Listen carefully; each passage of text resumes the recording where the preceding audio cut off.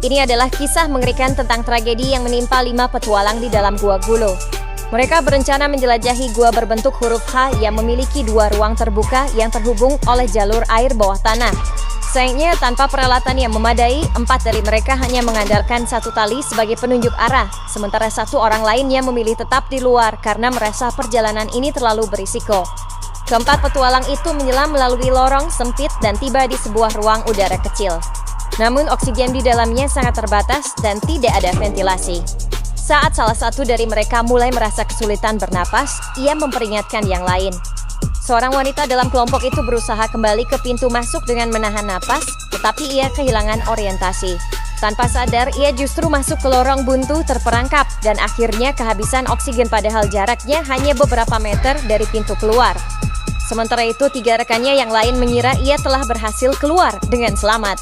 Seorang anggota lainnya kemudian menyelam untuk mengikuti jejaknya.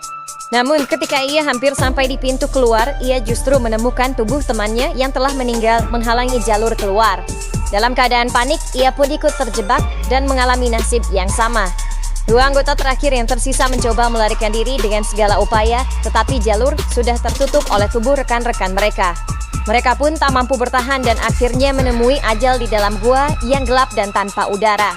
Di luar, anggota yang menunggu mulai khawatir karena teman-temannya tak kunjung kembali. Ia pun segera menghubungi pihak berwenang. Saat tim penyelamat tiba dan menguras air dari lorong gua, mereka menemukan tubuh keempat petualang dalam posisi terjerat satu sama lain, menunjukkan betapa putus asanya mereka di detik-detik terakhir hidup mereka. Tragedi ini mengejutkan banyak orang dan menjadi peringatan keras akan bahaya menjelajahi tempat-tempat ekstrem tanpa persiapan yang matang. Setelah proses evakuasi, gua tersebut akhirnya ditutup secara permanen untuk mencegah kejadian serupa di masa depan. Kisah ini menjadi pengingat betapa pentingnya persiapan dan keselamatan saat menjelajahi wilayah yang belum terjamah.